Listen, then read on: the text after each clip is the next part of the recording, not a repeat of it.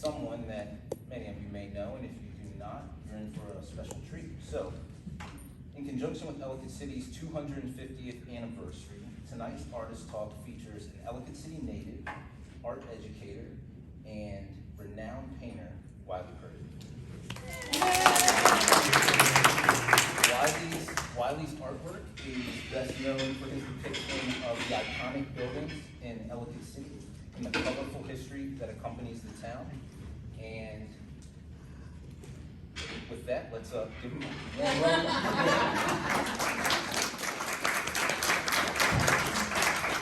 Thank you, Jeremy. And I have to say, what an honor it is to speak to a room full of people where I know almost everyone here. It's amazing. Yeah, go Howard High. Yes, Howard High. Well, yes, not that way. Yeah.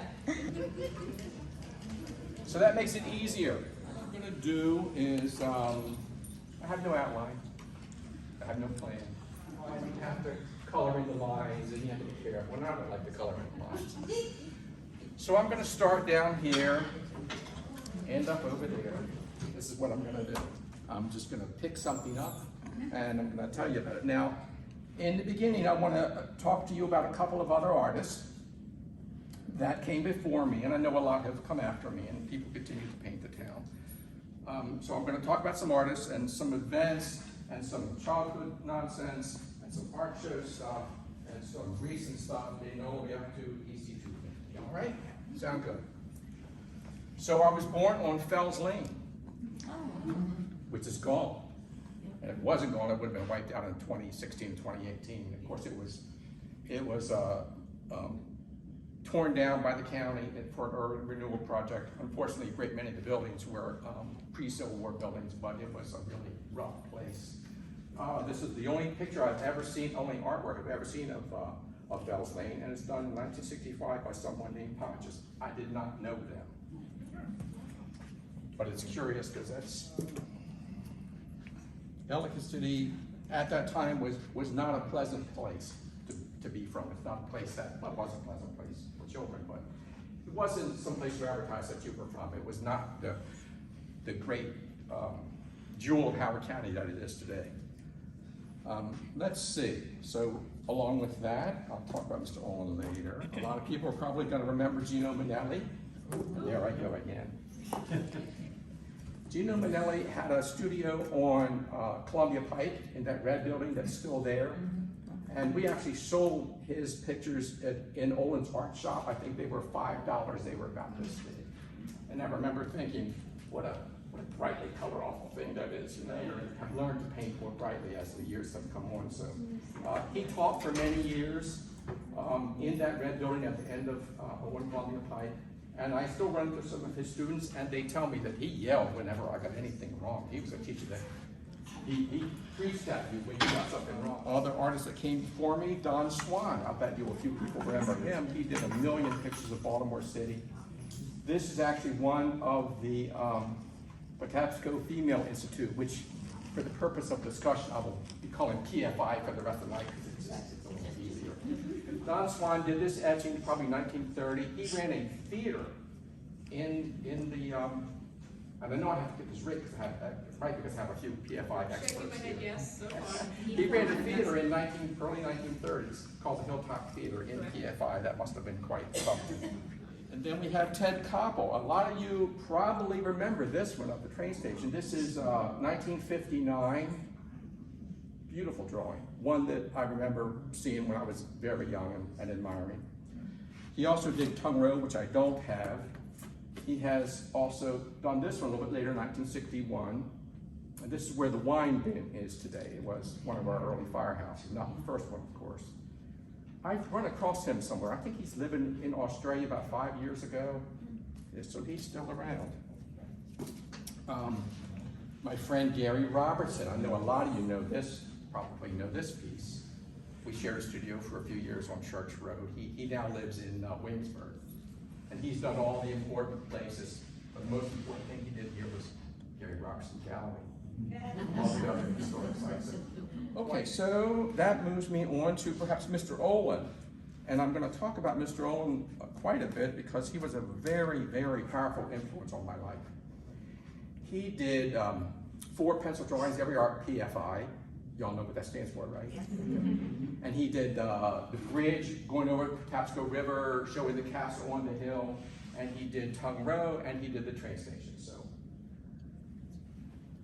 that was Mr. Olin. Mr. Olin late in life took up etching. This is probably the only remaining etching. I challenge anyone to find one, because he was learning how to do etching and he wasn't quite sure. I think he did 2 or 3 of these at the Oliver Viaduct. And etching, if you don't know, you have to scratch on a copper sheet. You cover it with asphalt, you scratch on a copper sheet. You have to draw everything backwards. You dip it in an acid bath and it eats into the copper. You remove the asphalt ink and it prints. So it's a very laborious process. My favorite one he did is at the inner train station. Again, probably the only one that remains. So I guess I should give that to the Howard County Historical Society. Yes. Who's Mr. Olin? Who's Mr. Olin? I'm sorry, Mr. Olin. Mr. Olin, I'm going to talk about Mr. Olin. You'll hear his name again and again and again. All right, so, and then later, let's see, Alice Webb. I'm sure a lot of you remember Alice Webb for her many etchings.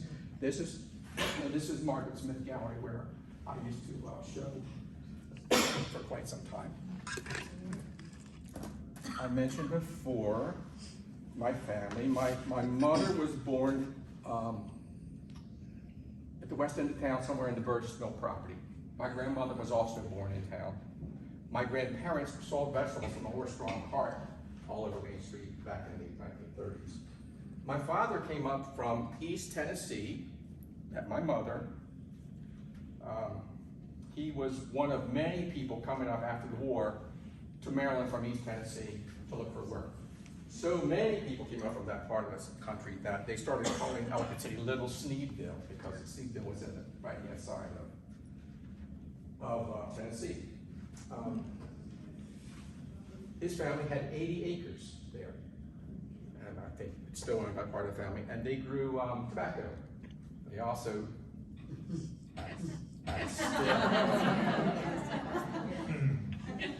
So, you know, this is not something I did when I was a child. This is not an actual rendition. So, using family stories, I piece together, you know, things like this, and I use these. I've been doing some more book illustrations. That's what this was. So, knowing that he worked at the still and drove a little whiskey around the back of his trunk of his 1940 Willys, here he is. I imagine him running from the revenuers with a carload full of moonshine. He chased him all the way to Frederick, and he lost him in the mountains. All right, this is actually Sheriff Otis breaking up the still. I forgot to mention Sheriff Otis. My father and grandfather worked in that little brick gas station. You know, at West End, it's now got a lawyer's building attached to it. Oh, yeah, on the right-hand side. Yeah, and there they are as snowmen. Now you'll see that I use snowmen to illustrate people because, my God, they're so much easier than doing people. So, and there he is. There they are hanging out. There's his 1940 Willys. Now, my mom, my Uncle Bill came up, again, my father's brother from Tennessee. He was over 6 feet tall. And he took me and my sister Joyce to the Valley View Inn, before it was called the Bucket Club. This is my mother screaming at him because he took us in there for a beer. So a lot of these stories have come out of the past through my books, you know. This is my mom and her sisters sitting the outhouse on fire. One of my brothers was bad. I didn't make this up. No, this is Sand Hill Road. Okay. Yeah, when they moved out to Sand Hill Road, yes. And here she is also on Sand Hill Road with one of her sisters trying to steal a pie that my grandmother had put on the windowsill to cool, which is of course what you did. And they got caught, and they were forced to eat the whole pie. You know, and I tell people, you know, I have millions of stories about Ellicott City, and some of them are even true, so some of them are true. So let's see, 1961 or so was the 100th anniversary of something to do with the Civil War. I wish Jerry was here to tell me what it was, but it was a centennial of a Civil War, maybe the beginning of the Civil War. 1861. So 1861, yeah. So 1961, they had a thing in town, which again I've forgotten the name of it. Is that but the it was wine and steam thing? Is The steam, No, the steam but this is a cans. separate thing. They had actually a 100th anniversary of the Civil War. There was a newspaper, it's a very big deal. And they actually had built a steam gun replica. And I don't know if you know about the steam gun, but the steam gun was built by the Confederates to take towards Gettysburg. And it fired, it was steam powered, it fired like a 1-inch steel ball, like 100 a minute or something crazy. Am I somewhat close on this? Yes. And it was captured in Ellicott City. So remembering this centennial and knowing this history, I decided to illustrate the capture. And for the centennial in Ellicott City, two guys named Ted Sewell and Mark Henworth actually built a replica of this machine, and it was around for a while. It's an Elkridge. It's still in Elkridge on Route 1. That's where I last heard of it. Yeah. And now, Wiley, can yes. you tell us what mediums you're making that? Yes, I will. This is sepia watercolor, I think it was. Yes, thank you. And at any point, if someone wants to interject because they want to understand something, feel free. I can pick up right where I left off. So, some of you know that a friend of mine, Jerry Lee Harlow, asked me to illustrate some zombie snowman books. So the history comes into that now, and then, so I imagine, here we are, something from the Civil War. What was the title of this? This was watercolor. Something like divided by their beliefs, but united in their lust for human brain matter. Real story. And a lot of you will go, well, that explains an awful lot. I was backed up at 5 years old, and this is a digital drawing. This is done on an iPad with an iPad, if anybody knows. This is a digital drawing. Good humor truck backed up over me at 5 years old. You know, and like I said, a lot of you will go, well, that explains an awful lot, doesn't it?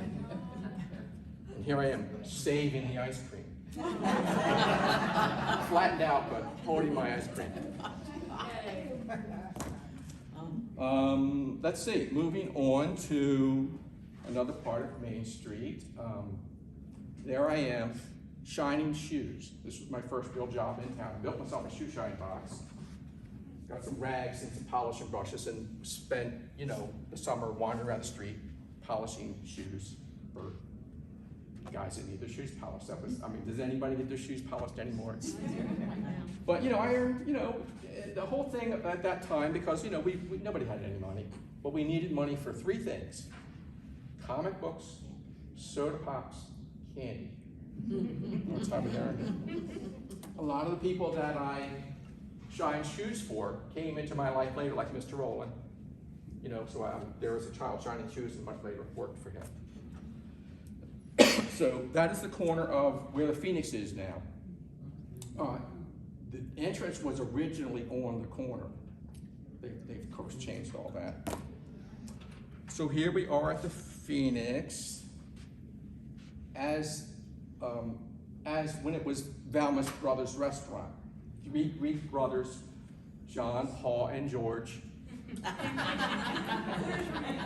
owned the restaurant. And here I am with my friend Dean, again, money. Wagon full of soda bottles, turning them in for the 2 cent or 1 cent, whatever it was for whatever. Sodas, candy, comic books. And there's just a little close-up illustration of that. Again, that's just a little ink and watercolor drawing. This was an oil painting done on site. And I did this last year, so when I paint something like that, I go on site, and I do it, and then I remember it wasn't green, and I go back in time and I kind of paint, my brush goes back in time a little bit, you know, so I paint it as it was in the 1960s. And of course that becomes, this is ink and watercolor. Valmus Brothers Restaurant had a neon sign tooth around the windows, and it buzzed a little bit. And the transformer was just a little bit too close to the glass. So we wait there for the bus to show up. And, you know, new kid, you'd go, hey, how's it going? And you'd try to trick them into kind of like leaning against the glass. and they get shot. They get a little buzz. That's why you can't see it, but it's got a little green vibration. It would actually give you a little 12-volt buzz through the glass. And oh, we just thought that was the most funny thing in the world. And of course, that eventually becomes illustration for a zombie snowman book where they're all hanging around having a beer at the Colon Carrot, which is what I named the restaurant. Let's see. Oh. I won't talk about that. So let's see, we got Dallas Brothers. All right, so here we are. This is, what's here now? There's I think Obladi Hotel is here, and this is there's a computer repair shop there or something. When I was very small, this was a place, I mean, you know, it was about the size of this corner, where Susie fed the local men who rented rooms in the boarding house next door that was owned by the Hill family. So older men who didn't have families, it might have been from different areas, would rent that for about $10 a month. And she ran a little concession paid for by the Hills to actually feed these guys. And she, you know, because we were all starving little waifs all the time, she would give us hot buttered toast and tea. So I can still hear her voice. And I can still remember her so very well. All right, so let's see. Bob's Five and Dime. Come on, you know this one. A lot of people remember Bob's Five and Dime. It was run by Mr. and Mrs. Bob. I never learned her name. I never learned their last name. But it was a 5 and dime full of toys. And they would have grab bags for a quarter. And they would put jelly beans in the window, and you had to count the jelly beans and submit it to win a toy. It was a fascinating place. What building is that now? Oh, I don't know what's there. It's some, I don't know what it's called. Where is it? Was that in the Goddess? Is that the one they went in? She went in to buy her mother worked in the I don't Goddess? think it was. Park Ridge Trading? Yeah, thank you. Yeah. Park Ridge, yes. Okay. Oh, it's on the left side. Yeah, it's on, Yeah. it's on the other side. It's hard enough to keep up with all this stuff from 50, 60 years ago. To be able to catch up with all of it. So anyway, Yeah. Bob had the most extraordinary penny candy counter. Oh, penny candy. Penny candy. And so, you know, you could spend 20 minutes in there going, yeah, one of them. And my God, I hate the patience of the man. So here we are buying candy. So at some point, I'm embarrassed to say, I stole some candy. Because the truck hit you. Don't worry, this is my mother. Yes, that was probably recovered from the ice cream truck. This is my mother scolding me because she knew I didn't have any money and made me go back and apologize to Mr. and Mrs. Bob for stealing candy. So, Mr. Bob, being the good-natured soul that he was, he sold toy trains, and anybody who knows me knows how much I like toy trains. So every year, sometime in December, I'd be in the store, of course, you know, looking at everything, you know. And Mr. Bob would go, you know, there was a guy here. He left something for you for Christmas. And he would give me a plastic bill building every December. Oh. Even though I was a common thief. And here I am running my trains in the top floor of what is more recently the Coco Lane building, which will forever be enshrined as 52 Main Street. I don't know what number they've given it now, but whenever any of my family members talk about, you know, living there, it's 52 Main Street. Is that watercolor? I'm sorry, this is watercolor and ink. Yeah, keep me going because I forget what I'm doing. And I work in digital, watercolor, ink, iPad, oil paint, acrylic, pencil. I did one silk screen. I started in etching, never finished it. Anything I missed?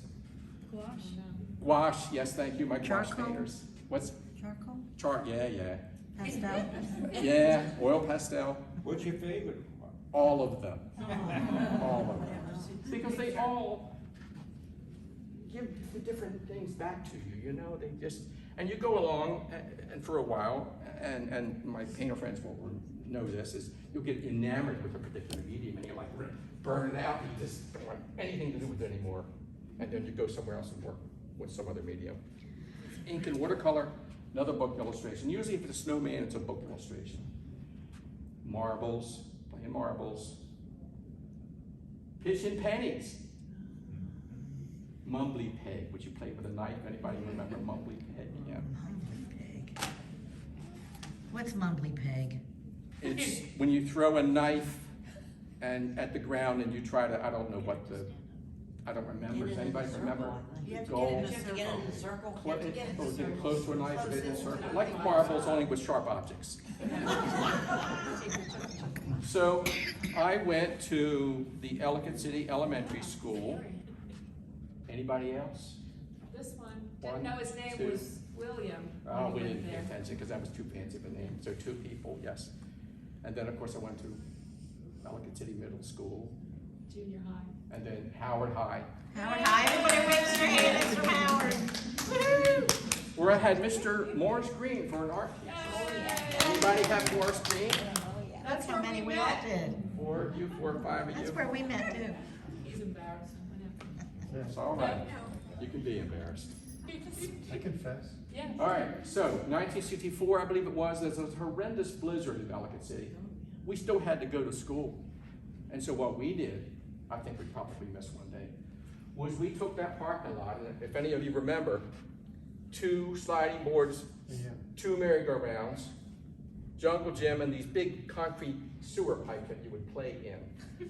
So anyway, we, with our hands and our little wagons and whatever else we had, we built fortresses. And we battled for a week until the snow was gone. I've actually talked to a couple of people over the years who remember that. We were snowbound on the farm. Yeah, all right. So of course, growing up near the railroad tracks, you gotta play on the trains, you gotta get on the caboose, and I mean, they won't let you do that now, but I remember actually being able to get in the boxcars and having when the trains were stopping, that you get in the caboose, and we of course, we put pennies on the rails, as anybody who lived near the track would do, and flattened out, because that was just the coolest thing in the world. And of course, what would happen is the penny would flip, and you'd have to go look at it. So that's what these guys are doing. And of course, these guys down here are warning the train is coming, because you did have to sort of pay attention to that. God bless you for bringing water, Claudia, because I'm getting crispy. All right, so, are you keeping up? Yes. All right, I still want to know who Mr. Olin is. it's coming. All right, so, any wagon, bicycle, anything with wheels, any piece of lumber, any rope, any nail, anything you could steal and make automobiles out of, we would do. If it was a clothesline, it was gone because you could steer with it, you know. And we would race these contraptions down Mulligan's Hill. And there's a flat area where you could kind of sit and then let go, and at the bottom there's always gravel, so you could kind of slide and really have a lot of fun. And speaking of Mulligan's Hill, not only, it used to be that it was surrounded by cornfields. So when they would plow the cornfields up in the spring, you would go out there and hunt, and you would find arrowheads. I've found them, and unfortunately over the years I've lost them again. And in the winter, you would sled down in the cornfield. Lots of fun. All right, where are we? We're coming up to Mr. Olin, right? Paul's Market. I think a few people remember Paul's Market. Here I am with my friend Billy. We would pool our shoe shine money and go to Paul's Market and buy a watermelon. Here's Alice making sure we pay, because you know the stuff was out on the street. You could just wander up. So we would go up to the courthouse to a place called, what we called it Green Hill, because it was a hill that had grass on it. So it's up by the courthouse, and we would eat that watermelon, just the 2 of us, until we were sorry. Yeah, right. And speaking of Howard County Library, they used to have a branch in what is now the Firehouse Museum. And Barbara Wilson, I think her name was, was the librarian here. So one proud day, on our way from Paul's Market to the Green Hill, we took the watermelon, put it on our desk, walked away, and it rolled off, hit the floor. In the library. Yeah, she's not happy. Speaking of that same library, they had one of those gigantic rollabout bullet boards that was green, not bullet board, chalkboard. So I spent a lot of my early teen years drawing pictures of Ellicott City on the chalkboard. If you think back, this is actually probably, even today, this is pretty much the same scene that I used for that mural that's on the side of the Yates's grocery. Where I was in high school or met Mr. Owen, some of you have probably heard me say that my artistic or my creative, whatever it is you call it, was triggered by the Beatles' Sgt. Pepper album cover, trying to figure out who all those crazy people were. Thank you. And so this is the kind of thing I was doing. I think this is 1966 or so. Fortunately, or sadly, most of my early work is lost because my family has been burned out twice and flooded out twice in that town. So I don't know how this one survived, but it did. So once I got to high school and Mr. Green became my teacher, I decided that I wanted to learn to do portraiture. So here's a charcoal. Here's a charcoal. And it's a copy of a Rembrandt portrait, and that's how I learned to do portraiture. I don't like it, you know, I learned to do it, but it's just not what I like. So, Mr. Green, we talked about, he was the Maryland State Teacher of the Year in 1976. Anybody who had him, your life was immensely, your artistic life was immensely improved by knowing him. All right, so we're moving along to Mr. Olin. Mr. Olin, this is going to take me a couple of minutes, but I'm getting through it. I'm doing good. Mr. Olin started, bear with me, a 5 and dime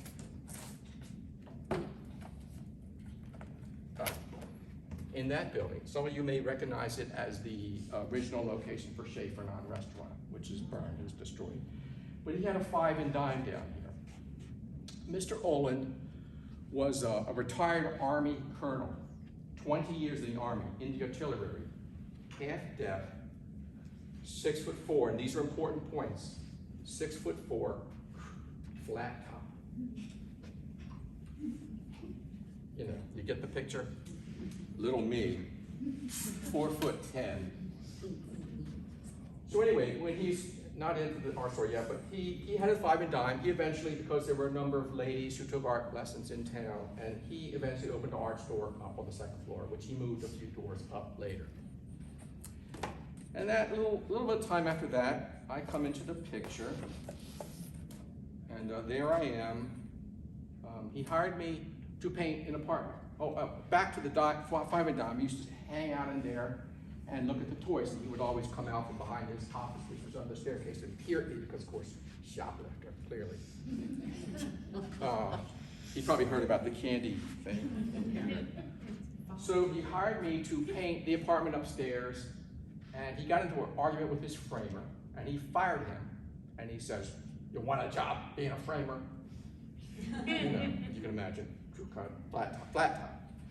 So I said, sure. So there I am, 17 years old, with hair down to here, in a purple, in case you can't tell, that's a purple t-shirt that says Olin's Art Shop, making a picture frame, which of course I was doing even as of yesterday, so some things never change.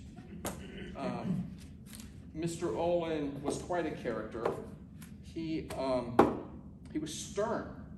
He was a difficult man. I mean, the Army.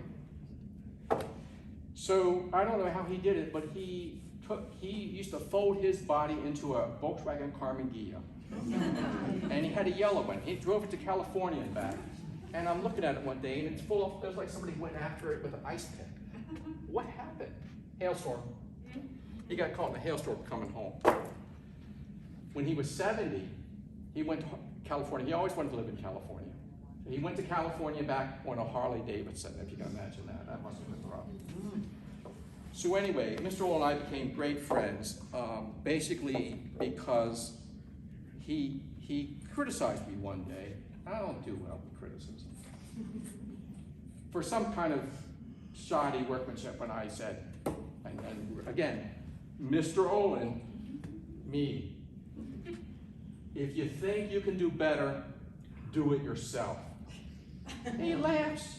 Because I mean, he was used to people cringing because he was a colonel and he was big and he had that. You remember?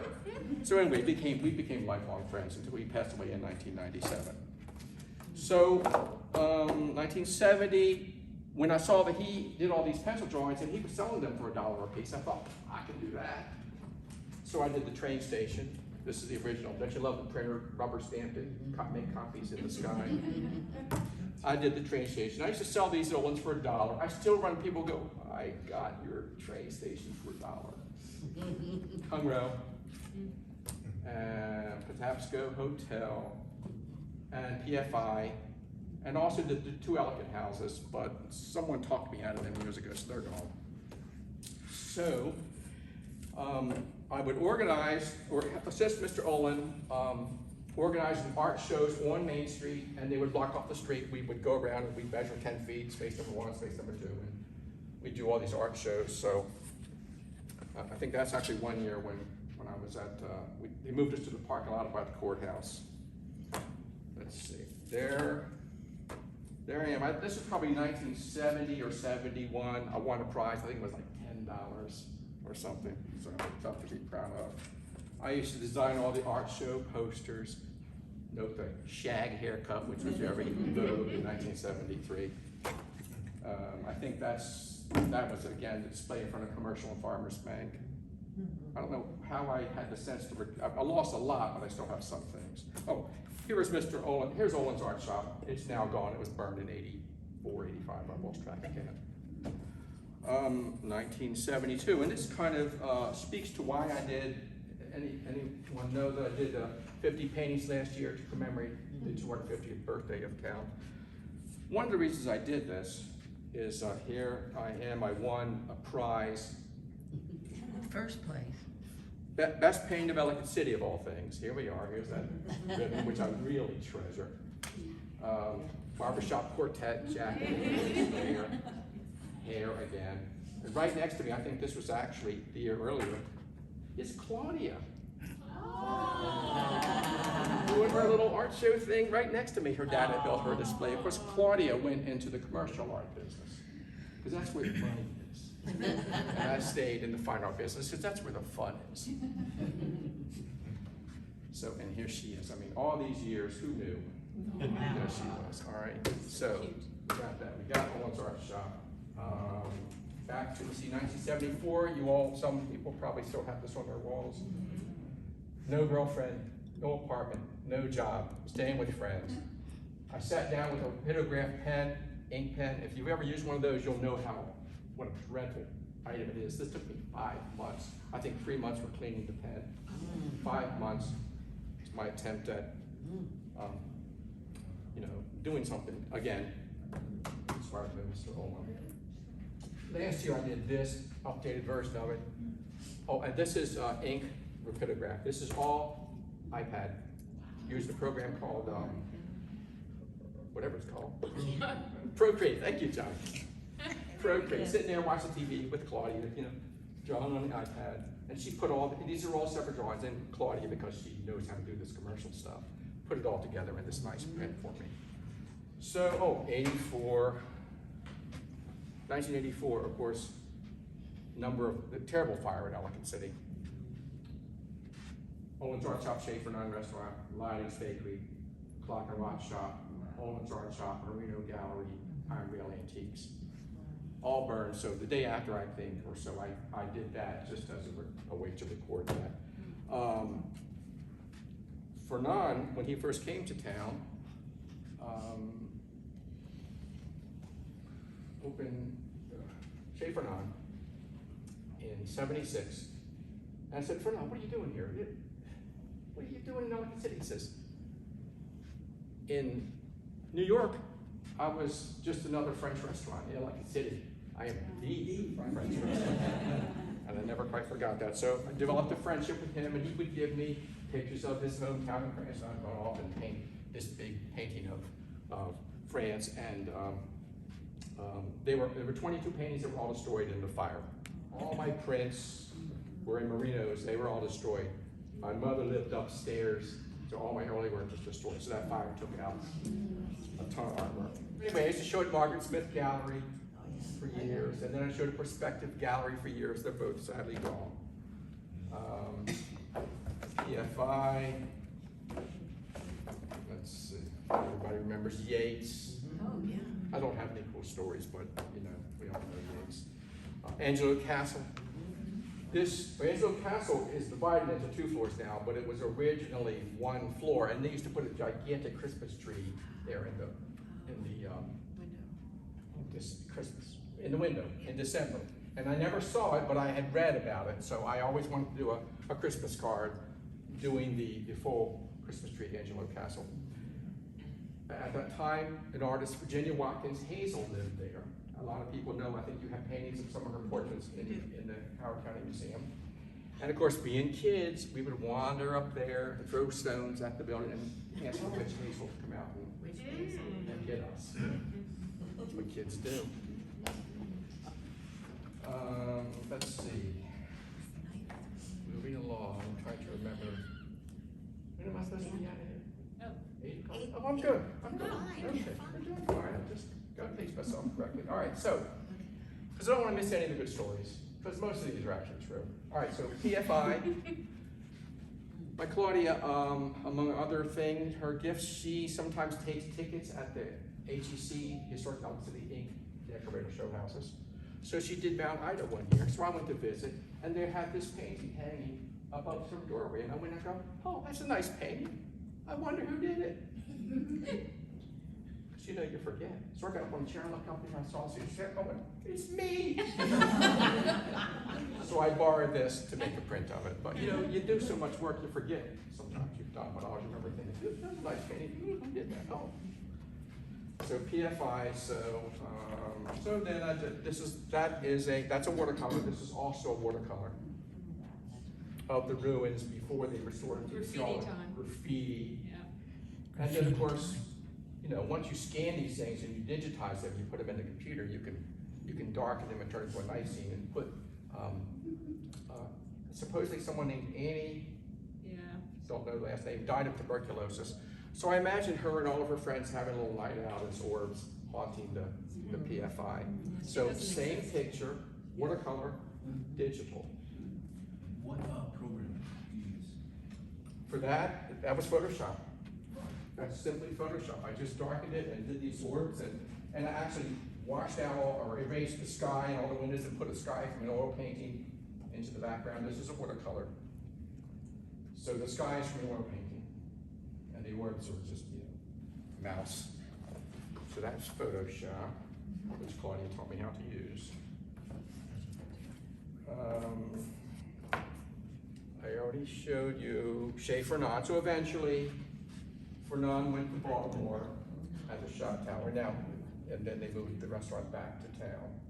So that's what that is. And that was painted during the day, but you know, oil painting last year, you know, painted the day, and then I know what night looks like, so you can change it. Let's see. Again, PFI. This is painting last year, oil painting, again, done on site at the ruins at the park. Did you have a photograph to work from for this? No, this is done on site. But Right. there's a famous photograph by, starts with an L. I can't remember. Photograph, Langenheim. Yeah, that's the one. It's a famous old photograph of the ladies out in springtime. I knew you'd know. Okay. Out in springtime, so I kind of knew that photograph. So while I'm painting on site, I put the ladies in here. They're sort of out for spring outing. That, of course, leads to an invasion of zombie snowmen. Watercolor. This is the first roof, and that's the second. Yes, that's right. Yeah. This is, If you I can built, imagine it it was with a a roof, yeah. Greek pediment, and then later it doesn't show here, but it became a French mansard. It was Right. rebuilt, yeah, so I Put showed more rooms both. in for the both, dormitories. So anything is fair game, you know? Yeah. And then, of course, speaking of which, here's, you know, a little PFI with a Van Gogh sky. I taught, this is a class I sometimes teach, because it's very easy to paint. let's see. Now, speaking of PFI, there was a gang that hung in there called the Black Knights. It sounded dangerous, yes. There's a bunch of local teenagers, a little older than me, and they used to go up in there, and there were some big oil drums in the basement. And they would grab a hunk of wood, and they would bludgeon these oil drums, and you could hear it on Main Street. And the police would come, and they'd all run off in the woods and hide. And the police would go look, and they could never find them. So I show them, again, this is a book that's not been released yet, but the Black Knights are hanging out in the ruins. Oh, okay. And this is the rear of the Institute, or, PFI, and it's down to about there now, but in my childhood, this existed, and I have photographs that I have taken. And that is in watercolor, but again, it's digitized and enhanced in Photoshop. This one was done, in fact, this sky is the one I stole and tucked into, the other one I should have, who knows where it went. I know that pile's gonna go any minute. Kyle's gonna go, yeah. This is the sky oil paint that I tucked into that one, and I also digitized a little moon in there in Photoshop. This was painted on site about 4 years ago in the daytime, and it got over 100 degrees, and I was getting fried. And even though this was oil paint was frying on the board, and it was so hot. So I got about halfway through, went home, took a nap, came back later, and then finished it. And that's called Into the Night, even though it was painted during the day. So, let's see. So, Wessel's Florist on Columbia Pike. It's now the playground. Yes, and I bought my Claudia flowers there. No other women ever received any flowers from me. Oh, you're right. But it was a good place. All right, and that was watercolor. When Jerry Harlow asked me to illustrate the Zombie Snowman books, what he did was he sort of borrowed local stories and wrote about them in a zombified snowman kind of way. So some of you probably know, there's an existing photograph of where number 9 trolley wrecked or came off the rails and wedged against Thomas Viaduct. So Jerry turned this into, a zombie story. So I referred to the original historic photographing for the drawing. So it actually, a lot of what's in those books is actually based on real events. So here we are. Watercolor painted on site. This is the intersection of Maryland Avenue and St. Paul Street. This is the old Clark's hardware storage. A couple of really nice buildings I always call there. So I've reimagined that painting by drawing on top of it. I put the sky in the background, and I drew all these characters on top. These ladies walking up the hill. One of these has a sunflower dress, which you know how many sunflowers I painted. So here they are hanging out, whistling and catcalling as they do, and on their jackets, because there are some of the members of the Black Knights that you were there. You'll be able to tell this story. The West End Rioters. Oh, yeah. The Black Knights of Ellicott City got a little PFI with a Greek roof on it. And the Fallen Angels. I made that one up. And the Bucket of Blood, they had that. This is coming out, is this the fall? Is this like the It's been coming out in the fall for 3 years now. Oh, okay. It's about 30 drawings that are done, but you do these things and then something else happens and you're off in another direction. Okay. And then, you get other things done and then I'll get back to it. It's coming. All right. 5 or 6 years ago, I decided to do Enchanted Forest outside of Ellicott City. I'm sorry. But it's so much a part of Ellicott City that I decided to do that. And then, as you all know, a lot of these structures, this is all gone. It's been turned into a shopping center. A lot of structures have been saved and they're out on Route 108 at Clark's Ellicott Farm. And I went there and painted when they rebuilding the castle, because they couldn't move the castle. They rebuilt it, so I painted the castle about halfway through it. You can see they still have the roof cones on the ground. You can see the construction.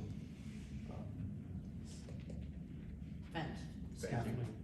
You lose words when you get older, This is why I have to have the crowd. So, I mean, and aesthetically, you would say, why did you put that hideous? Well, you know, because it was construction time. They were, you know, they were building. So let's see. Little word or two, and of course this is, oh, we forgot this one, colored pencils. Oh, yeah. And oil paint on site, again, on site. Quick couple of words about my working. I get an idea. This is, it's like charcoal pencil. It could also be lithographic crayon. I've used both. This is Mulligan's Hill. And you wake up and oh, I gotta do this paint on Mulligan's Hill. And like everything that day, or for the next several days, needles away at you. So this is the rough, I'll put it down so I'll remember. And then this is fleshed out a little bit more, trying to make a composition rather than just trying to make a note. And then something like that, and then something like that, that's a print of the painting. The painting's sold. And this frame was done yesterday. Remember, I said I'm still slaving over the framing ice, so that was done yesterday. This is somebody's, they used to live on Mulligan's Hill. This is their Valentine's Day gift from last year that I just now finished. So, all right, so I did 50 paintings last year. Again, because I get that prize in 1972 during the Bicentennial. I did say it was for the Bicentennial, didn't I? So 50 years come and go, and I go, I gotta do something. I gotta do something big. I gotta do 10 paintings. I'm gonna do 50 paintings. And you get halfway through and you go, what was I thinking? So anyway, I brought a couple of those prints. Of course, they like that one so much they use it for the cover for Historic, for the EC 250 booklet.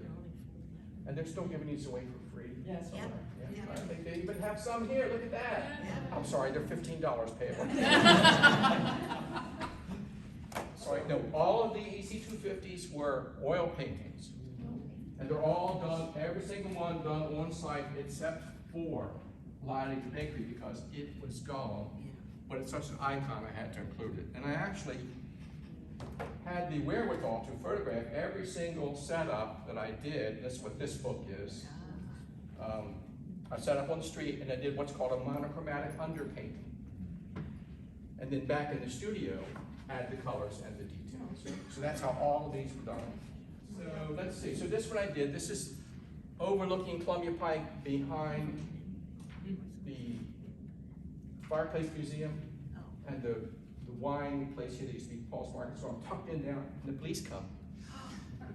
Because I'm like wedged in there, just gotta get in there, And the police come and he comes by and he starts laughing because I had set off a proximity alarm. Apparently there's an alarm at the back of the museum, so, the police came. Oh, how funny. So it's another crime spree. Probably knew all about the candy incident. So there's that. And then here's a couple of houses on Columbia Pike. And Claudia said it was kind of dull. So I put the for Claudia, I put the ghosts in, and I put the string of colored lights across here, the orange lights, because she likes orange. And actually, this was painted in October. The plastic skeletons and the pumpkin are really there. I made this up. But the hearse with the skeleton, this comes from, back in the 1960s, there were 5 or 6 head shops in Ellicott City. Y'all know what a head shop is. One of the head shop owners had a 1949 Cadillac hearse, and they drove around town. So I thought, I gotta put that in that Halloween painting, So there's that. So probably a place I've painted more than any others, aside from the station and PFI, is looking over the river. This is Victoria's favorite. And every season, every size, every medium, this oil paint. Again, all these oil paints. This print was an acrylic paint. So So let's see, what else we got? Of course, Lydig's Bakery. Who doesn't remember Lydig's Bakery? My mother worked there for 20 years. In fact, every member of my family has worked there but me. Birthday cake, wedding cakes every June, and then of course, dozens of gingerbread houses in the window every December. So, a fabulous place which we all visit. Really miss. I don't know why I have Angela Castle here, because I've already told about picking on Mrs. Hazel.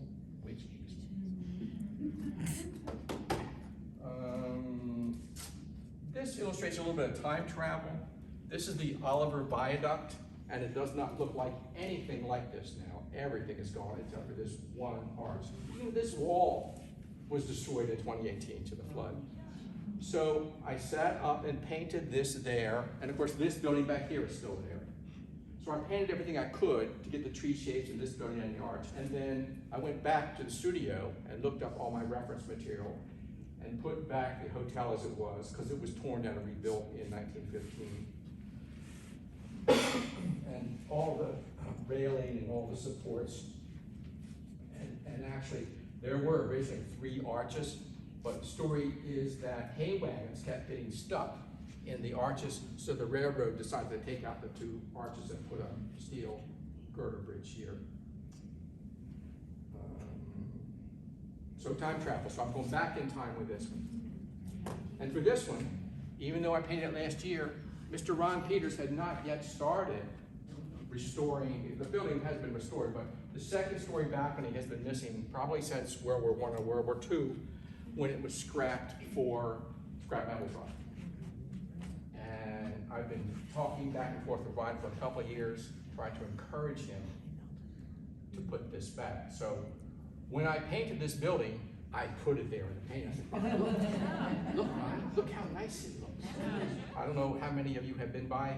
He is currently putting this 2nd story porch back on.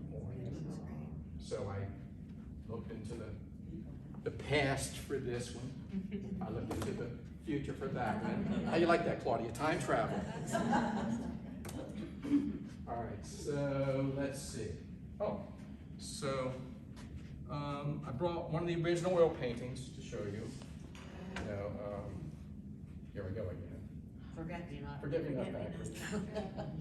So painted on site, blocked for an hour. Well, all right, it only seemed like an hour because I was painting, but it was blocked for a couple of minutes by a UPS truck right halfway through the paint. All the frames are made from salvage, garbage, tile, anything I can get my hands on. This is one of the last ones I did, and this 19th century facade was partially destroyed in the 2016 flood, and Barry rebuilt it. And then it was really messed up in the 2018 flood, and he gave up and he tore it all down. But he saved a lot of the parts, and I knew this. Someone said, Barry, I gotta have some of those parts. So he gave me these parts, and you can see all of this dark green blue is parts of this building that he saved. And so, isn't that fun? And of course, we call him the Bubble Man because he's always out there with some sort of costume with bubbles, and so I put some glass bubbles here, or glass things representing bubbles. So that's the kind of, framing that I do to try to enhance the picture itself, and I mean, what's better than, the missing building put into the frame. So, I guess that's about it. So that gives us half an hour if you want to actually look at anything in detail or ask questions. All right, so Connie, Yeah. Why do you think you went towards buildings for your art? I know you didn't like the portrait, but why not landscapes or some other? And I do a lot of landscapes, but I could have another show about that, but it wouldn't be as interesting because it's not Ellicott City, and it's not historic, and it's not all these people. When I do, I mean, that's not a building. That's a memory of a person with a heart for starving children. And these are all that way. That's not a building, that's a memory of picking on poor Mrs. Hazel. Okay, I see what you're saying. This is my family working there all that time. This is being caught by the police. This is for, being around that building. This is remembering, again, remember my other drawing where I draw on the chalkboard and the watermelon that fell on, this is that building. So when I paint these buildings, they are memories. This is Discoveries, which was Villa Market and Ray Dorn ran Villa Market, and you would go in there and get your food, and he'd put on a little ticket, and when the welfare check came, you'd go and you'd pay. Wow. And you didn't always have enough, and you know, I wonder if he ever got paid for everything, you know, and you would have to get more things for the kids, and you would again pay on the account. And in the back was the butcher, and if you'd go there and look particularly hungry, the butcher would give you a slice of cheese. So it's a memory of, even though it's a picture of Discoveries, for me, it's all of that. What happened Here is Edward T. Clark's, used to be on Maryland Avenue. And in Easter, they would dye little baby chicks and put them in the window. Somebody knows this. I know Mary Lou probably does. Somebody remembers this. And you would go there. And this is actually a person that I knew, Sandy Field McKenzie. I called her. I said, Sandy, I'm doing a picture. Remember those chicks? She said, yeah, yeah.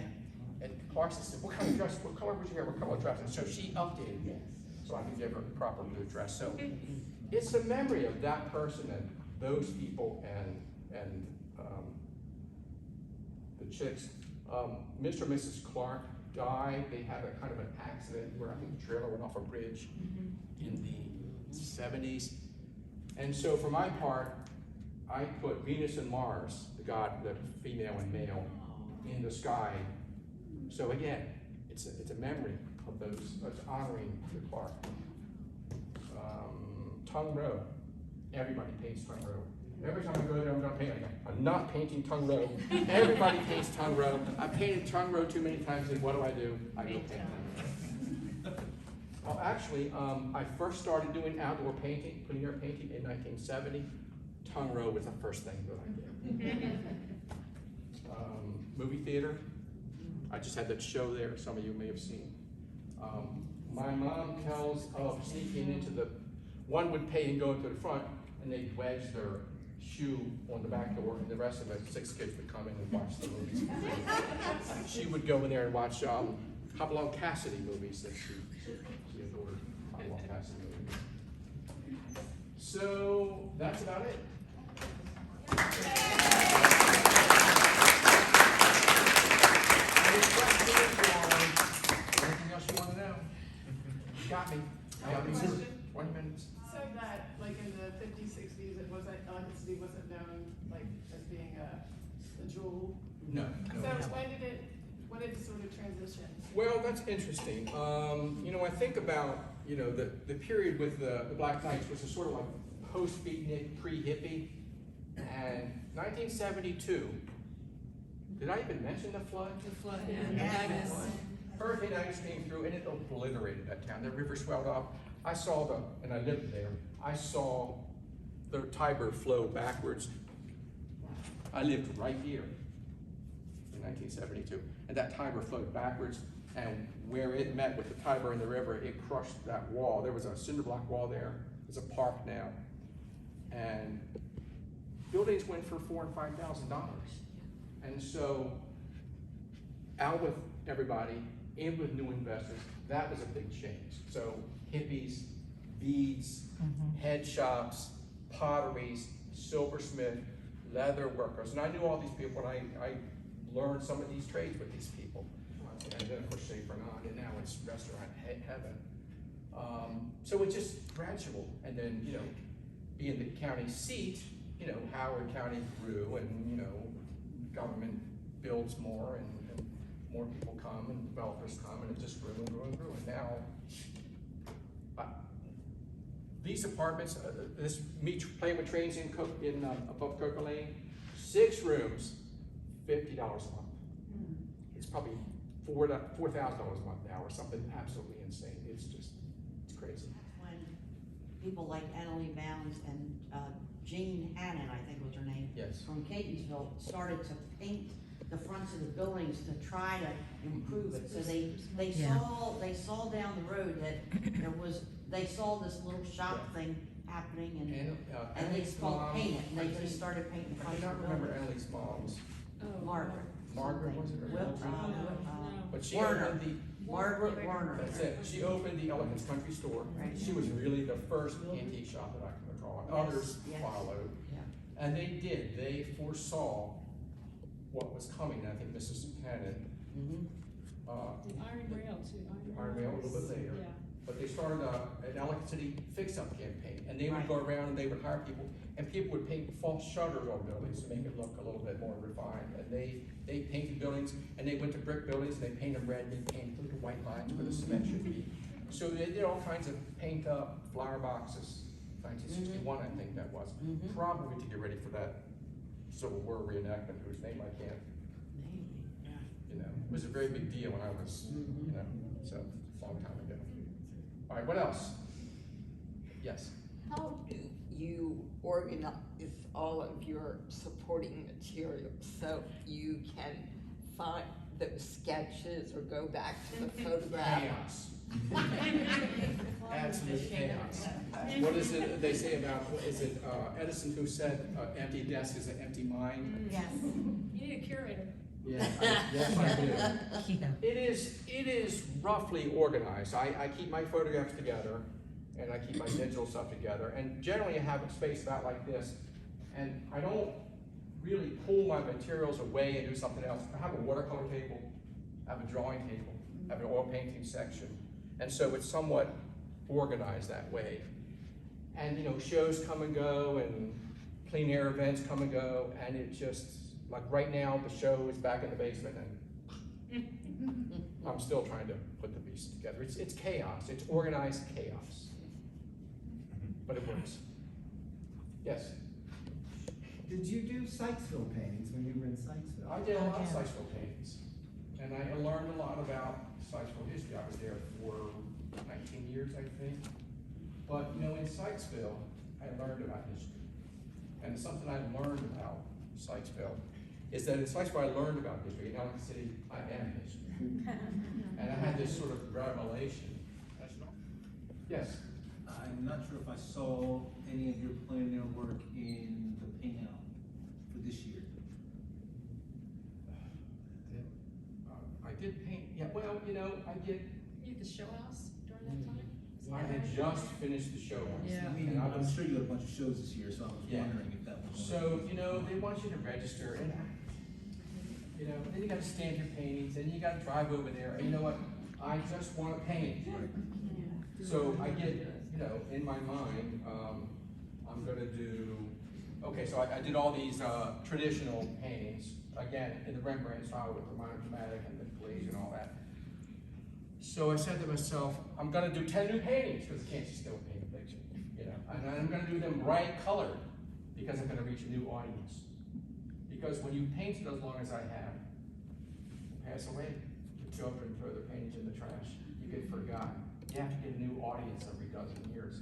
So right now I'm after a younger audience, and I didn't bring any of them, but I don't have any samples. So I did 8 paintings. I was gonna do 10. I did 8 paintings in 2 days, because I work fast. I mean, I've done it enough times that I know what to do. So that'll be a new print series in about 6 months. It's all vivid colors, Van Gogh colors, more like a Van Gogh style. Again, I respect all my older collectors, but I also want to reach across the ages, you know, time traveling, you know. And I usually do that. I've done that. I've done the plein air EC every year since 2012. Did you talk about the mural that's on the side of the building? I did not talk about the mural. Was there? You have, yeah. Side of Yates. There was a competition, I think, what was it, the Fund for Art in Ellicott City raised money, got some grants from the state of Maryland. And they had 4 sites to do murals. And as usual, you know, again, mural. I don't want to fill out a form, you know. And Tara Simpson, who I think is head of Historic Howard County. The preservation. Howard County, thank you. Sent me an email and says, what the hell's wrong with you? Why aren't you doing this? And as I always tell my ladies, because I teach at the South Carolina Senior Center, when I use profanity, please translate into a nicer word. So she says, what the hell is wrong with you? You got to do this mural. I said, I want to do this mural, you know? I don't want to do it. So I put together, so naturally I go from, I'm not gonna do it, well, I'm just gonna do all 4 sites. So I put in 4 applications for the various sites, and I think they had 20 artists or so. And in the end, they chose one of mine and one of Antonia Miguel's. She did the one on the side of the Ford dealership, and I did the one with Yates. The strange thing is, you know, I wanted to do it in a way that it could be replaced if it got flooded, so I actually did the work, but had it scanned and printed on aluminum. But the company that did it did not tell me they were not using color fast colors. So it faded. So he was painting plein air. So I had to go back and repaint the whole darn thing on site. So it's the one that's there now. And if you look carefully, sorry I'm stepping on your leg. That's If you okay. look carefully, you see all kinds of little things in the mural. So when you go back, check it out. Because George Paul, Yeah, I got beautiful things in there. Well, Beetles, what yeah. happened was, serpent. you know, Yeah, the serpent. I'm trying to be Messy. serious, and I'm painting this historical thing, and kids keep going by and go, "Oh, do you have a dog? What are you painting?" And they ask you all these questions, so I had to tell them about my dog. So then I put a dog in the painting, and the kids came by every day. I think they were going to a babysitter or something. They would ask me new questions. So I put the kids and their mother walking down the street.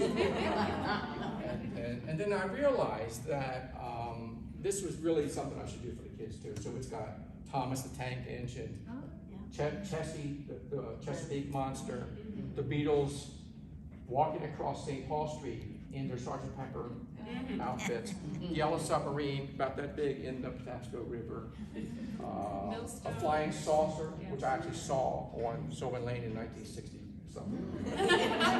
I was innocent, I was not under the influence of anything, I actually saw it. So it's got all kinds of crazy stuff in there. You have to really look because there's lots of little hidden gems. There's a millstone, A millstone in reference to the Ellicott brothers grinding the wheat. Oh, And there's a little millstone because I think, you know, they were along the river, and Well, of they, course. in the last flood, they pulled up at least 30. Did they really? Yeah, Where? in bits and pieces of it, so Reckitt Park has it. Because I mean, let's remember the Ellicotts came there because of the water, to build mills, to use the water power to cut lumber and grind grain and wheat and such. They also did fertilizer in order to refresh the soil so they would convert from tobacco to Yeah, oyster. they convert Plastic. Charles Carroll from Carrollton Yeah. from tobacco to grow wheat. Yeah. Okay. All right, I guess I'll see you in 50 years for the tricentennial. Awesome, thank you, Bob. Thank you.